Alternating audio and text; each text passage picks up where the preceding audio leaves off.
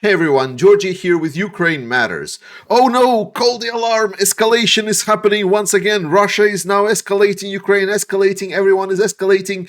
Please panic, please be afraid. This is what you might feel if you would read the Western type media in the last couple of days. It's been kind of non-stop roller coaster of one fear-mongering article after another. So let's do a little bit of a refresh. Let's look at the facts and let's talk about what is real and what is not. So first things first, what happened? Well, a couple of days ago, we know that Ukraine got the approval of attacking territory of Russia with ATACMS ballistic missiles. Those are important because ballistic missiles are a lot harder for Russians to shoot down because to shoot down ballistic missiles, you need a very specialized anti-air systems. And beyond that, they have quite strong penetration capabilities and just generally more powerful missiles.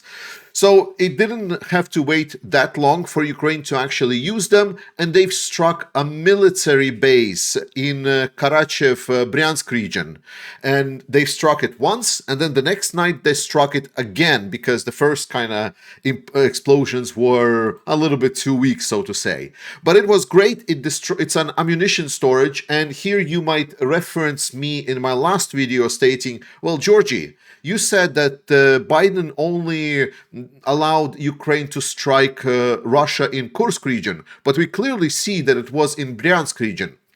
Well, my dear friend, the thing is that I think it's not fully about geography, because follow me here.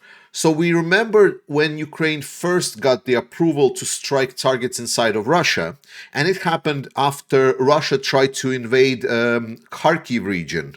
And as a response to help Ukraine stop the attack on the Kharkiv region, then US and Biden actually allowed Ukraine to strike inside of Russia to prevent that specific attack against Ukrainians.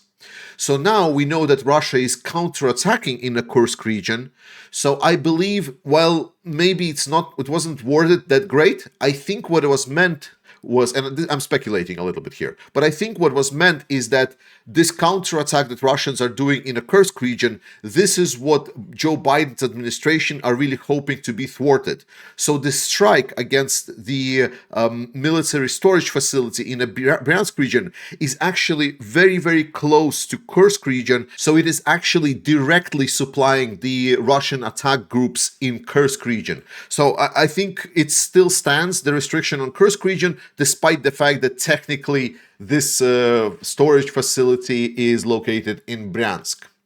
And this was very peculiar because at the same day as Ukraine used ballistic missiles against Russia, Putin has signed into law the new Russian military doctrine. Now, what's important here? Because the worst thing you can do is what the old general media does, is listen to what Russians are stating and just directly quote them or just taking their words for what they are. This doctrine has been proposed to change already some while ago, and I already talked about this a little bit. So now I just kind of refresh you about what it is about. Basically, this doctrine puts a new type of principles in play. It states that technically if a country attacks Russia with the long-range weapons that would be provided by a third party, like a nuclear state, then Russia would treat it as an attack by that nuclear state on the territory of Russia.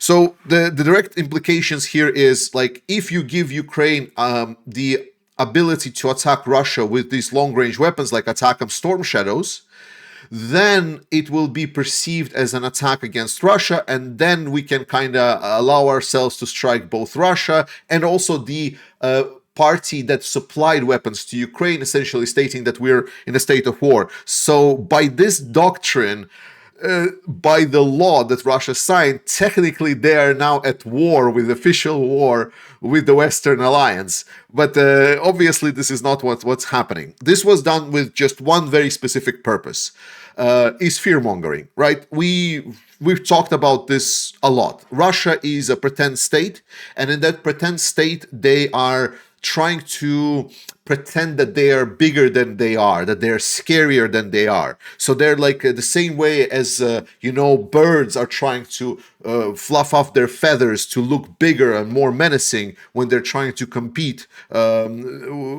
In the same way, Russia is also trying to appear bigger and more deadlier than they are. So we kind of should not notice the fact that they are struggling in their war against Ukraine, and they literally are forced to bring in resources from North Korea just to help them continue on, because they are really doing really bad. So the irony of fate that Ukraine struck Russia on the same day as Putin signed this law into the law, which would oblige kind of Russia to strike against Ukraine with potentially even nuclear weapons. At the end, Putin said, like, well, I don't know, it's like this, I don't have the time to comment. And actually, who was forced to comment on this was Lavrov, the Minister of Foreign Affairs of Russia. And Lavrov basically stated that's like, well, everything is not as clear-cut in this, we will potentially look for any kind of response that would be adequate, yada, yada, yada. Basically, instead of that many major doctrine that stated we need to strike right away against Ukraine, we will strike right again against the countries that are providing Ukraine the weapons, they're kind of like, well, I don't know, maybe we'll do something, maybe we will not do. I want us all to remember one very important thing. Russia is an ultimate dictatorship. Putin is above the law. Putin is the Tsar and God within Russia. Like, he can do whatever he wants. There is nothing that will stop him, and everything that is written on the paper is worth jack shit. It is absolutely irrelevant to our conversation. That's why when people start quoting any kind of laws in Russia, I instantly realize that people are looking at Russia and what's happening there through the prism of some kind of a state of law, state where the law dictates what can happen. That is not how Russia operates. In Russia, there is this one great Tsar that can decide everything, and then the laws are for everyone else. So when we're talking about the matter of state this big, it's clear that it's going to be decided by Putin whether there is a law or there isn't. If Putin would want to use nukes in Ukraine, he would use nukes in Ukraine.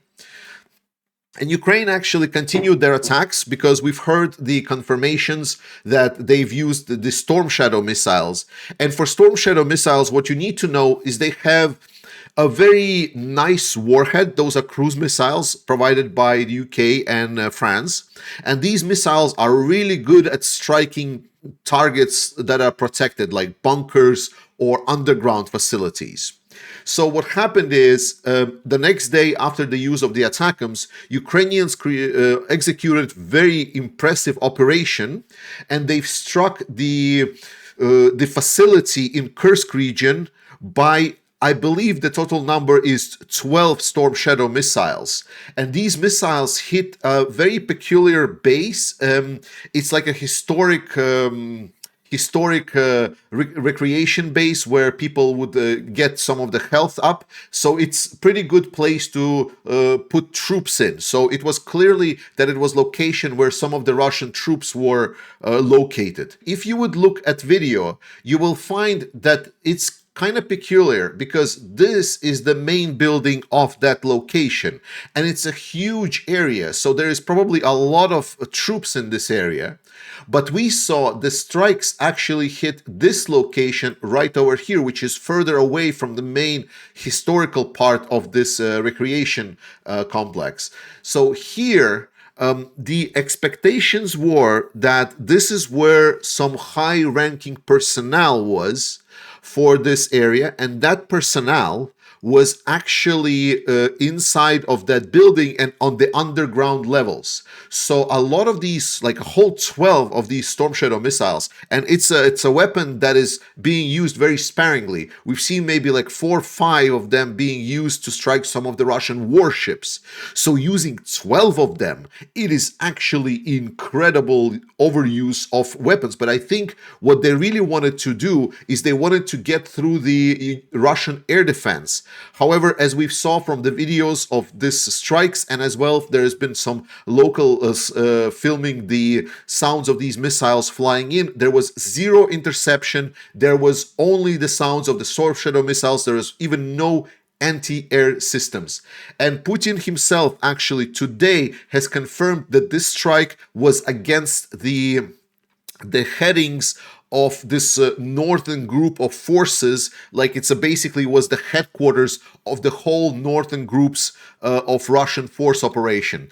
So Ukraine struck a very valid military target. It was extremely good, and it was struck by the Storm Shadow missiles.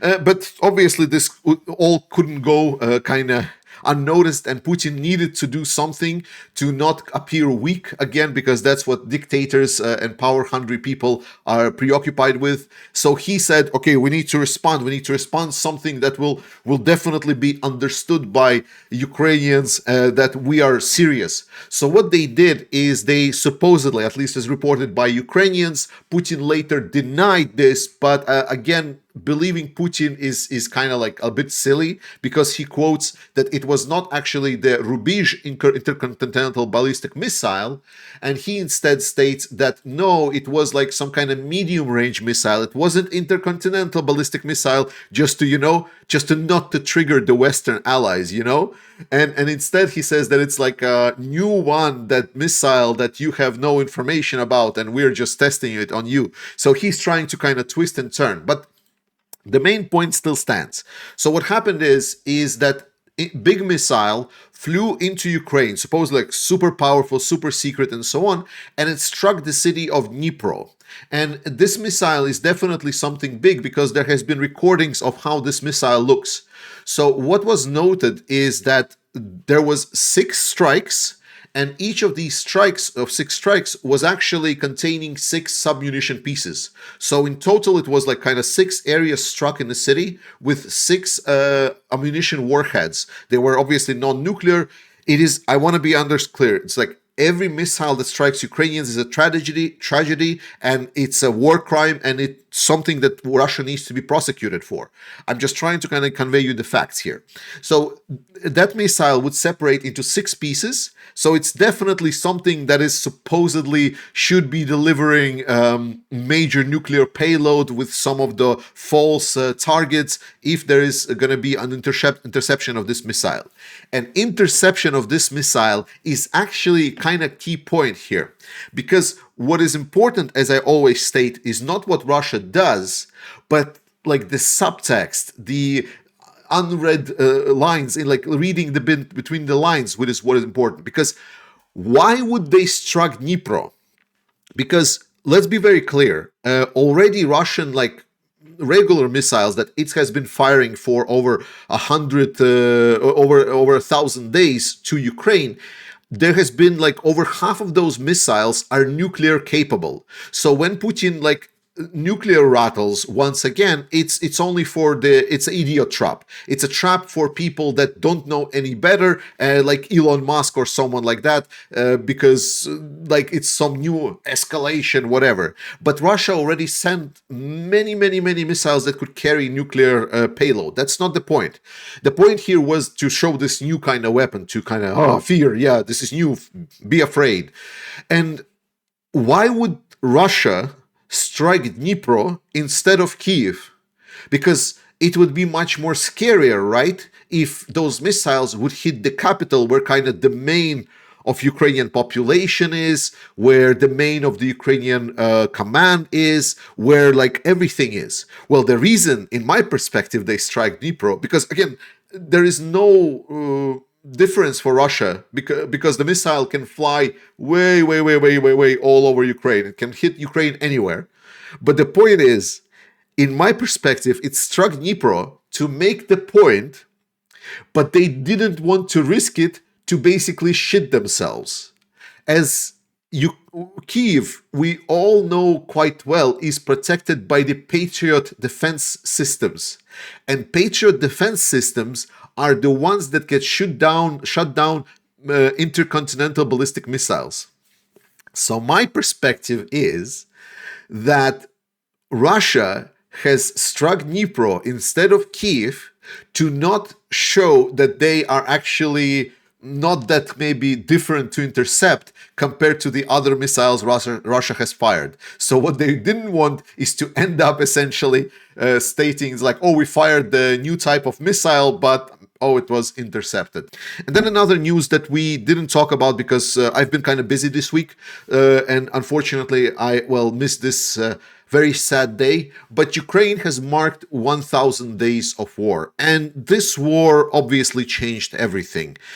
We've seen how Russia, that was perceived as this almost threatening superpower, right? I know we still talk a lot about Western media fear-mongering or taking the Russian words at their face value, or trying to still portray that, Russia is this still major threat and so on. And we need to be aware of the threat, but we also need to understand where that threat comes from. And it's not because Russia can just roll over us. It's more about the fact that Russia have these missiles, Russia have some of these capabilities, and it would be just beneficial for us to stop Russia right now rather than wait until our own forces will need to defend. I am absolutely certain that obviously NATO would be able to defeat Russia without much sweat, but it would still cost us some of the human lives, and it would still be putting risk and pay for and cost of that war to be much higher for us than it is now. So in my perspective, it just makes sense for us to make sure that Russia is stopped in Ukraine and support Ukraine that way. Putin said that he will capture Kyiv in 3 days and capture the rest of Ukraine in 7,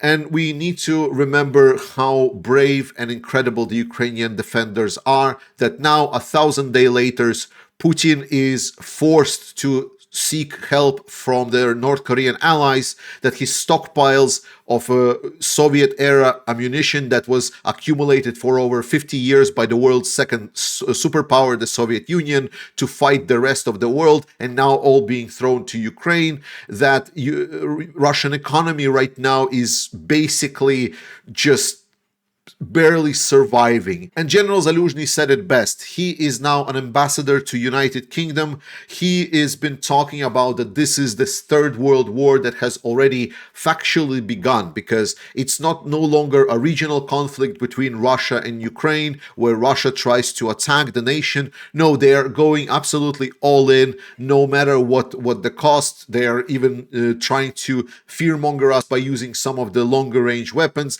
They are now forcing another country's troops to send and attack the European states. We're already going through the continents, basically, with where the war is taking place. And it is crucial for us now to understand that there is no kind of freezing this. There is no going back to the February 22, 2024. Before that time, it is already happening, and it is coming up to us to make sure we stop these axes of evil at this point, because at every single point down the line, it's going to be harder, and it's going to take more lives, and it's going to take greater costs on us all. And finally, some absolutely amazing news. I want to say huge thank you to everyone that has participated in our campaign, Deeper and Deeper. I thought we're going to finish it only by Christmas, but you guys did incredible. Thank you so very much for this. Thank you for supporting Ukraine. Please continue supporting Ukrainians. We need it, and this actually saved lives. I will leave at the end of this video some of the videos that we have with handovers from some of our earlier campaigns, so you can see what we are achieving. But if you are interested in helping Ukraine, I want to advertise the friend of the channel, Jake Bro. He's doing another campaign for $1 million to get more trucks to Ukraine. I will hopefully have Jake Bro on the channel at some point to talk about it. But if you can, please participate, join up. The more we do for Ukraine, the better. This is for a common good. Let's do more together. It is not about who is doing more, who is doing less. It's about doing everything that we can for what is right. So thank you for watching today. I love you. Slava Ukraini, and I see you next time. These drones have been fundraised by a guy called Ukraine Matters. So he has like very popular Ukrainian channel supporting, and you can see the special Baba Yaga patch that I'm sure you can wear with pride when you're operating the drone. So I will present it. I've only got one though, and I have two guys. So maybe you two can fight it out for the patch. No, I'm not. I'm not a betting man, but I'm going to bet on you for the. But look, I will give you the Baba Yaga patch. Thank you. Thank you, mate. Really nice to meet you. And I will give you the actual Sniffing Brigade charity patch. As the commander, you can have this, you know. And so bear with me, my friend. I will. Let me. There we go. Thank you. Our brigade, our battalion. So that's the patch of the battalion, Yes. right? Oh, well, thank you very much. Thank you. No, thank you. And let's fundraise some more massive drones and drop huge bombs on top of Russians' head.